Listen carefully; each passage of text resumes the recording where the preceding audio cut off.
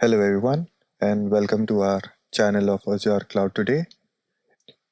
Today we would be looking into groups that would be used in Microsoft Intune. Groups are the targeting mechanism behind everything in Microsoft Intune. Every compliance policy, configuration profile, app deployment, and conditional access policy you create in Intune needs to be assigned to a group. Now, these policies that we create must be targeted to users or to devices. So, it's very important for us to understand when to do what.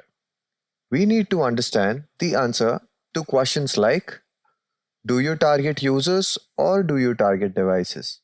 What if someone has three devices? This is exactly what we are covering today. And by the end of this video, you will understand the difference between device groups and user groups.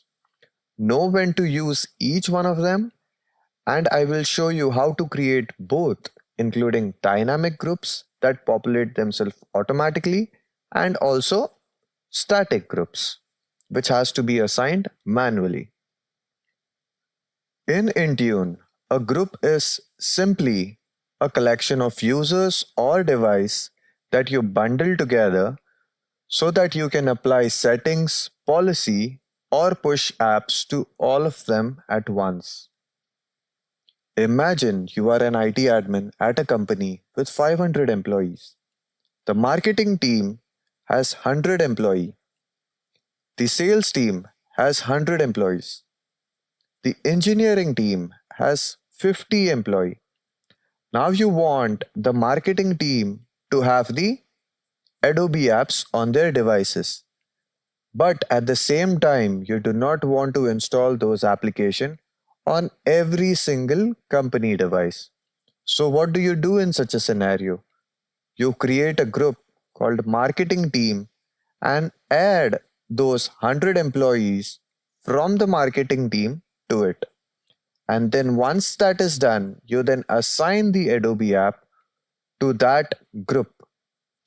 That is basically the core idea. Groups are how you tell Intune who gets what.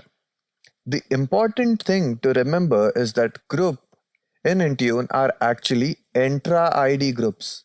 If you have watched our video on what is Entra ID and why Intune needs it, then you already know that Entra ID is the identity backbone for Microsoft Intune. So when you create any group, you are actually creating that group inside Entra ID and then are making use of that group inside Microsoft Intune. There are two fundamental groups that we would be looking at when it comes to Microsoft Intune, and they are users group and device groups. A user group is a collection of employee identities in your Entra ID tenant. When you assign a policy to a user, that policy follows the user across every device they sign into. This is a really important concept.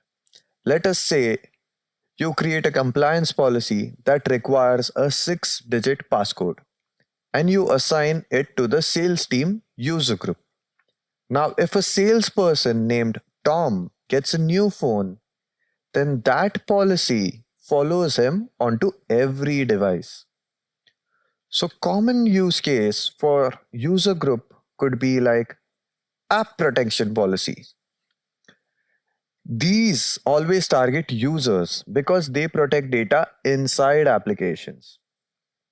App deployment for role specific software, like giving HRs access to a payroll application.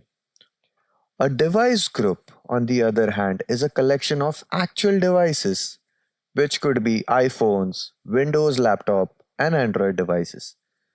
Let me give you an example of a hospital where they use a shared device. Nurse 1 over here does morning shift, and Nurse 2 does night shift, and both work on the same iPad. In such a scenario, you can create a device group called Nursing Station iPads add those specific devices and assign a configuration profile that locks the iPad or push applications to that device group so that no matter who logs into that device, they will have the same policy, same application pushed onto that device. Common use case for device group include compliance policy that check hardware level requirements like OS version, encryption, or jailbreak detection. Configuration profiles could be for Wi-Fi or VPN settings that are specific to certain device types. The key takeaway here is simple.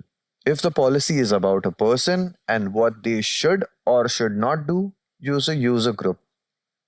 If the policy is about a device or a machine and how it should be configured, use a device group. Now that you understand user group and device groups, there is one more layer to this. How members get into the group in the first place. There are two ways through which this can be done, which is static assignment and dynamic assignment. A static assignment group, which Microsoft calls an assigned group, is exactly what it sounds like. You add members or devices manually to it. How do you do this? You go into Entra ID and open the group, click Add Members, and pick the specific users or devices you want, and then add it to that group. If someone joins the company, you manually add them. If somebody leaves, you manually remove them. Simple, but it requires ongoing maintenance and is very time consuming if your organization is large. A dynamic group is the opposite. You write a rule and Entra ID automatically adds or removes members based on that rule. For example, you could create a rule that says add every user whose department attribute equals marketing. Now, anytime a new employee joins the marketing department and their Entra ID profile is updated, they automatically appear in that group. When someone transfers to another department, they automatically drop out of the group. No manual work required here. Dynamic group are incredibly powerful for scaling. Imagine a company with 2000 employees. You would not want to manually manage group memberships for every new hire, transfer, and departure. Dynamic group handles that for you. The same concept applies to device groups. You can create a dynamic device group that automatically includes all devices running iOS. Now, an important thing to note over here is that dynamic group requires one to have Entra ID P1 or a P2 license. Now, the good news is that if your organization has Microsoft 365 E3, Microsoft 365 E5, or Microsoft 365 Business Premium, then Entra ID P1 is already included in your subscription, and you most likely already have access to dynamic groups without buying any extra. But if you are on a free Entra ID tenant, then do not worry. Assign devices and users to a static group instead. And with that, you can still do most of the labs that we would be covering in this course. Now that you understand the concepts, let me show you exactly how to create this group. For that, you need to go to intune.microsoft.com, then click on Groups, click on New Group. Let's keep the secure group type as security, and we would be creating a static user group here. So let's let the assignment membership type be assigned, then give it a name, be marketing assigned group. Select the members, maybe A test 5 and A test 4. Select, create. Okay, now let's go to groups. marketing, assigned groups. So this is how you create a group, and then you click on members to view the members. Now, if you want to add more members, you can click on add members and then add other members as well, like for example, ATest8. And they should show up instantly. If you want to remove one or all users, then you just check mark them and click on remove over here. Remove the selected members, yes. Now let's click on groups again over here. Click on new group and let's create a dynamic device group. Let's give it all iOS devices. Then switch the membership type to dynamic device. Click on add dynamic query. Let's choose a property. Device OS type is equal to maybe iOS. Then let's go to validate rule, add a device, maybe iPhone, and select.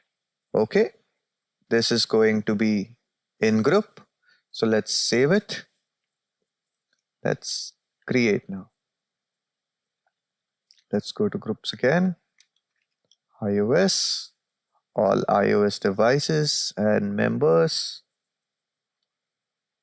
So this is what we are talking about. So for dynamic devices or dynamic user group, it takes somewhere between minutes to hours for this members to populate over here because it has to query through it. One of the other differences between a dynamic group and a static group is that dynamic group takes somewhere between minutes to hours for the members to populate. But for the static groups, it is instant. So within a couple of minutes, okay, there it is. Now let's go ahead and create a dynamic user group. Okay, all sales users. Let's change the membership type to dynamic user. Click on add dynamic query. Okay, then department equals sales. Okay, let's save it and let's hit create. In such a way, you can create our different types of group that we would be using in our course together, which is static group, also called as assigned group, then dynamic user group, and dynamic device group. If you found this video helpful, please like and subscribe to the channel. If you have any questions or suggestions, feel free to leave a comment and I'll get back to you at the earliest. Thank you and have a wonderful day. Bye-bye.